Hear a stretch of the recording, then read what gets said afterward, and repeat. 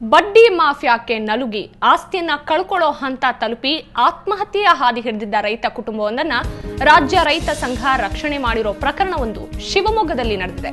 ಭದ್ರಾವತಿ ತಾಲೂಕಿನ ಹನುಮಂತಪುರ ಗ್ರಾಮದ ಅಂಗವಿಕಲ ರೈತ ಸೋಮಶೇಖರಪ್ಪ 2010ರಲ್ಲಿ ಶಿವಮೊಗ್ಗದ ಹರೀಶ್ ಹ್ಯಾಂಡ್ಲೂಮ್ ಮಾಲೀಕ ಪಾಂಡುರಂಗರಾವ್ ಅನ್ನೋರಿಂದ 14 ಲಕ್ಷ ರೂಪಾಯಿ ಸಾಲ ಪಡೆದಿದ್ದ. ಈ ಸಾಲದ ಕಾರಣಕ್ಕಾಗಿ ಸೋಮಶೇಖರಪ್ಪನವರ ತಾಯಿ ರುದ್ರಮ್ಮ ಅವರ ಹೆಸರಲ್ಲಿ 4 ಎಕರೆ 26 ಗುಂಟೆ ಹಾಗೂ 3 ಎಕರೆ 30 ಗುಂಟೆ ಜಮೀನಿನಲ್ಲಿರೋ ಅಡಿಕೆ ತೋಟವನ್ನ ಭದ್ರತೆಗಾಗಿ ನಂಬಿಕೆ ಕ್ರಯ ಪತ್ರ ಮಾಡಿ ಕೊಡಲಾಗಿತ್ತು. ಅಲ್ಲದೆ ಹೊಳೆಹೊನ್ನೂರು ಡಿಸಿಸಿ ಬ್ಯಾಂಕ್ನಲ್ಲಿ ಖಾತೆ ಹೊಂದಿದ್ದ ಸೋಮಶೇಖರಪ್ಪ ಅವರಿಂದ 10 ಖಾಲಿ ಚೆಕ್ಗಳಿಗೆ ಸಹಿ ಕೂಡ ಮಾಡಿಸಿಕೊಳ್ಳಲಾಗಿತ್ತು.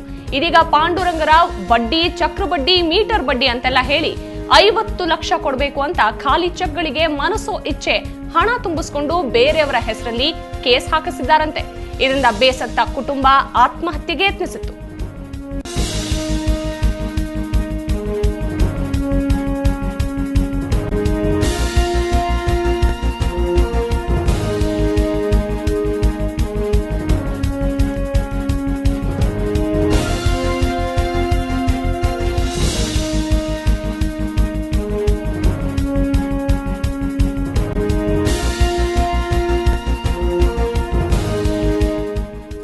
ಈ ಬಗ್ಗೆ ಇನ್ನಷ್ಟು ಮಾಹಿತಿ ಕೊಡ್ತಾರೆ ನಮ್ಮ ಪ್ರತಿನಿಧಿ ರಾಜೇಶ್ ಕಾಮತ್. ರಾಜೇಶ್, 2010ರಲ್ಲಿ 14 ಲಕ್ಷ ಇದ್ದಂತಹ ಸಾಲ 2015 50 ಲಕ್ಷ ಆಗೋಗುತ್ತೆ ಬಡ್ಡಿ ಸೇರಿ. ಡೆಫಿನೆಟ್ಲಿ ರೈತ ಕುಟುಂಬ ಕಂಗಾಲಾಗಿ ಆತ್ಮಹತ್ಯೆಗೆ ಯತ್ನಿಸಿದೆ.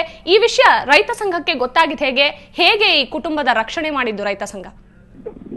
ಸಂಗೀತ, ಏನು ಸೋಮಶೇಖರಪ್ಪ ಅಂತ ಹೇಳಿದ್ರೆ ಈತನಿಗೆ 43 ವರ್ಷ ಆಯಿತು. ಇವನು ಹೊಳೆಹೊನ್ನೂರು ಹೋಬಳಿನಲ್ಲಿ ಹನುಮಂತಾಪುರ ಗ್ರಾಮದಲ್ಲಿ ಈತನ ತಾಯಿ ಹೆಸರಿಗೆ ಒಂದು 4 ಎಕರೆ 26 ಗುಂಟೆ ಹಾಗೆ ಒಂದು 3 ಎಕರೆ 30 ಗುಂಟೆ ಈ ತರ 2 ಜಮೀನುಗಳಲ್ಲಿ ಅಡಿಕೆ ತೋಟವನ್ನು ಹೊಂದಿದ್ದ. ಆದ್ರೆ ಈ ಅಡಿಕೆ ತೋಟವನ್ನು ಹೊಂದಿದ್ದ ಈತ ತನ್ನ ಏನು ಚೇಣಿ ಕೆಲಸ ಮಾಡ್ಬೇಕು ಅಂತ ಆ ಸಂದರ್ಭದಲ್ಲಿ 14 ಲಕ್ಷ ರೂಪಾಯಿ ಸಾಲವನ್ನು ಈತನಿಂದ ಪಡ್ಕೊಂಡಿದ್ದ. 14 ಲಕ್ಷ ರೂಪಾಯಿ ಸಾಲ ಪಡ್ಕೊಂಡಿದ್ದ. ರಾಜೇಶ್, ನಾನು ಮತ್ತೆ ನಿಮ್ ಜೊತೆ ಮಾಡ್ತೀನಿ. ಈಗ ಸ್ವತಃ ರೈತ ಸೋಮಶೇಖರಪ್ಪ ನಮ್ ಜೊತೆ ದೂರವಾಣಿ ಸಂಪರ್ಕದಲ್ಲಿದ್ದಾರೆ. ಸೋಮಶೇಖರಪ್ಪನವರೇ ನಮಸ್ಕಾರ. ಸೋಮಶೇಖರಪ್ಪನವರೇ, ಸುವರ್ಣ ನ್ಯೂಸ್ನಿಂದ ಮಾತಾಡ್ತಾ ಇದೀವಿ. ನಮಸ್ಕಾರ. ಹಲೋ, ಕೇಳಿಸ್ತಾ ಇದೆಯಾ? ಕೇಳಿಸ್ತಾ ಇದೆ. ಓಕೆ, ಈಗ 14 ಲಕ್ಷ ನೀವು ಸಾಲ ಪಡೆದಿದ್ರಿ, 50 ಲಕ್ಷ ವಾಪಸ್ ಕೊಡ್ಬೇಕು ಅಂತ ದುಂಬಾಲ್ ಬಿದ್ದಿದ್ರು. ಯಾಕೆ ಅಷ್ಟೊಂದ್ ಜಾಸ್ತಿ ಆಗಿದ್ದು? ಬಡ್ಡಿ ಎಷ್ಟಿತ್ತು? ಪಾಂಡುರಂಗ ಅನ್ನೋರು ಅವ್ರಿಗೆ ಕ್ರಯ ಬರ್ಕೊಟ್ಟಿದ್ವಿ 10ನೇ ಇಸ್ವಿಗೆ 2010ಗೆ 14 ಲಕ್ಷ ದುಡ್ಡು ಕೊಟ್ಟಿದ್ರು. ಬಡ್ಡಿಗೆ ಬಡ್ಡಿ ಹಾಕಿ 50 ಲಕ್ಷ ದುಡ್ಡು ಕೇಳ್ತಾ ಇದಾರೆ.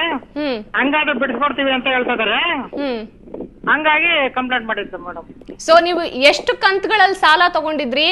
ಮತ್ತೆ ನಿಮ್ಮ ಆಸ್ತಿ ಏನಾದ್ರು ಅವರ ಇದಕ್ಕೆ ಭದ್ರತೆಗೆ ಅಂತ ಇಟ್ಟಿದ್ರಾ? ಭದ್ರತೆಗೆ ಅಂತಾನೆ ಇಟ್ಟಿದ್ದು.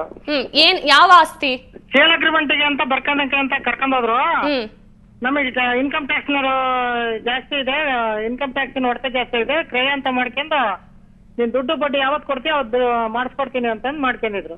ಯಾವತ್ತಾದ್ರೂ ಕೇಳಿದ್ರ 50 ಲಕ್ಷ ಹೇಗಾಯ್ತು, ಇಷ್ಟು ಬಡ್ಡಿ ಹೇಗೆ ಆಯ್ತು ಅಂತ? ನಾವು ರಾಯರು ಪಂಚಾಯತಿ ಕುಂತಿದ್ವಿ. ಅವಾಗ 50 ಲಕ್ಷ ಕೊಟ್ರೆ ಇವತ್ತೇ ಮಾಡ್ಕೊಡ್ತೀನಿ ಅಂತ ಹೇಳ್ದ. ಈಗ ನೀವು ಖಾಲಿ ಚೆಕ್ಕಿಗೆ ಸೈನ್ ಮಾಡ್ಕೊಟ್ಟಿದ್ಯಾ? ಖಾಲಿ ಚೆಕ್ಗೆ ಸೈನ್ ಮಾಡ್ಕೊಟ್ಟಿದ್ವಿ. ಸೊ ನಿಮಗೆ ಗೊತ್ತಿರ್ಲಿಲ್ಲ ಆ ಖಾಲಿ ಚೆಕ್ ನ ಬೇಕಾದ ಸಂದರ್ಭದಲ್ಲಿ ದುರ್ಬಳಕೆ ಕೂಡ ಮಾಡ್ಕೊಳ್ಬಹುದು ಅಂತ? ಅಗ್ರಿಮೆಂಟ್ ಆಗಕ್ಕಿಂತ ಮುಂಚೆನೆ ಇಸ್ಕೊಂಡಿದ್ರು. ಈಗ ಸೈನ್ ಮಾಡ್ಕೊಟ್ಟಾದ್ಮೇಲೆ ಏನ್ ಮಾಡಿದ್ರು ಅವರು? ಅವರು ಯಾರ ಅಂಗಡಿಯಲ್ಲಿ ಕೆಲಸ ಮಾಡೋರ್ ಕೈಗೆಲ್ಲ ಕೊಟ್ಟು ಚೆಕ್ ಬೌನ್ಸ್ ಮಾಡಿಸ್ತಾ ಇದಾರೆ. ಆಮೇಲೆ ಏನಾಯ್ತು ಸೋಮಶೇಖರಪ್ಪನವ್ರೆ? ಈಗ ಚೆಕ್ ಬೌನ್ಸ್ ಆದ್ಮೇಲೆ ನಿಮ್ ಮೇಲೆ ಪ್ರಕರಣ ಕೂಡ ದಾಖಲಾಗ್ಬೋದು. ಯಾಕಂದ್ರೆ ನೀವ್ ಆಗ್ಲೇ ಖಾಲಿ ಚೆಕ್ ಕೊಟ್ಟು ನೀವಾಗೇನೆ ಆ ಒಂದು ವಿಷಯದಲ್ಲಿ ಸಿಕ್ಕಾಕೊಂಡಾಗಿದೆ.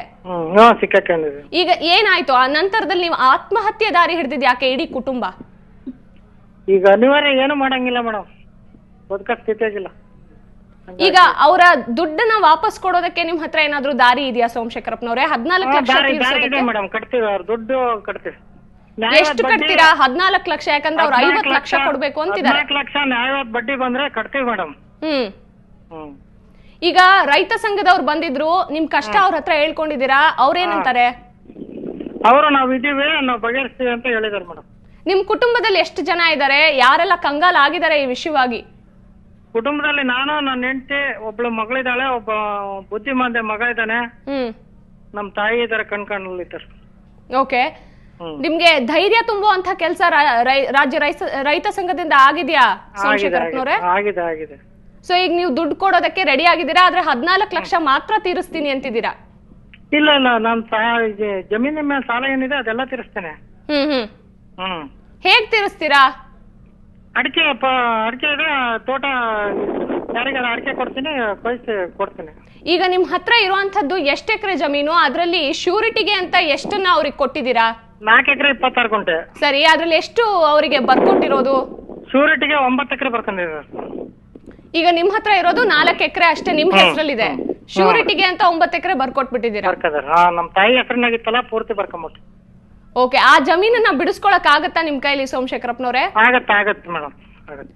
ಧನ್ಯವಾದ ಸುವರ್ಣ ನ್ಯೂಸ್ ಜೊತೆ ಮಾತಾಡಿದ್ರಿ. ನ್ಯಾಯ ಸಿಗ್ತದೆ, ಧೈರ್ಯವಾಗಿ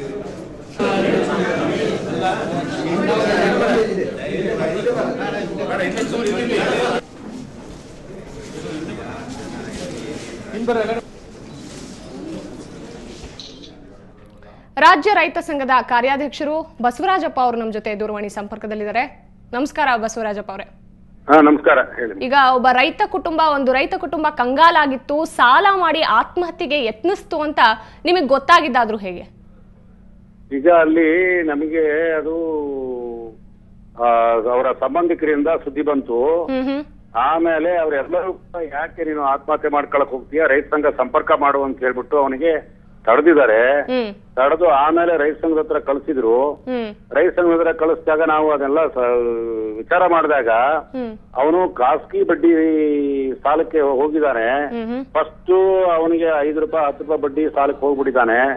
ಆಮೇಲೆ ಅವನ್ನ ಕೂಡಾಕೋದು, ಕಟ್ಟಾಕೋದು, ಅವನಿಗೆ ಕೂಡಾಕ್ ವಸೂಲಿ ಮಾಡೋದು. ಇದು 10ನೇ ಇಸ್ವಿಯಿಂದ 1907-8ನೇ ಇಸ್ವಿಯಿಂದ ಹಳೇ ಸಮಸ್ಯೆ. ಇದು ಇವತ್ತಿನ ಹುಟ್ಕೊಂಡಂತ ಸಮಸ್ಯೆ ಅಲ್ಲ. ಇದು ಸುಮಾರು ಅವನು 2006-7ರಿಂದ ಸಾಲ ಮಾಡಿದ್ದಾನೆ. 7-8ರಿಂದ ಸಾಲದ ಹೊರೆ ಜಾಸ್ತಿ ಆದಾಗ ಒಂದು 8 ಎಕರೆ ಜಮೀನು, ಅದು ಹೆಚ್ಚು ಕಮ್ಮಿ 2 ಕೋಟಿ ರೂಪಾಯಿ ಬೆಲೆ ಬಾಳ್ತಕ್ಕಂಥ ಜಮೀನನ್ನ ಬರೇ 14 ಲಕ್ಷ ಇಸ್ಕೊಂಡು 25 ಲಕ್ಷಕ್ಕೆ ಆ ಕ್ರಯಕ್ಕೆ ಒಬ್ಬ ಪಾಂಡುರಂಗ ಅಂತ ಹೇಳಿ ಅವರು ಮಾರ್ವಾಡಿ ಬಟ್ಟೆ ಅಂಗಡಿಯವರು ಅದನ್ನ ಶುದ್ಧ ಕ್ರಯಕ್ಕೆ ಮಾಡಿಸ್ಕೊಂಡಿದ್ದಾರೆ. ಸೊ ಶುದ್ಧ ಕ್ರಯಕ್ಕೆ ಮಾಡಿಸ್ಕೊಂಡವ್ರು 10ನೇ ಇಸ್ವಿಯಿಂದ ಮಾಡಿಸ್ಕೊಂಡವ್ರು 15ನೇ ಇಸ್ವಿ ತನಕ ತೋಟಕ್ಕೆ ಬಂದಿಲ್ಲ ಅವರು. ಅದು ಅವ್ರು ಯಾಕಿಲ್ಲ ಅಂದ್ರೆ ಬರೀ ಬಡ್ಡಿ ಬೇಕಾಗಿತ್ತವ್ರಿಗೆ ಬಡ್ಡಿ ಇಸ್ಕೊಳ್ತಾ ಇದ್ರು. ಓಕೆ, ಧನ್ಯವಾದ ಸರ್.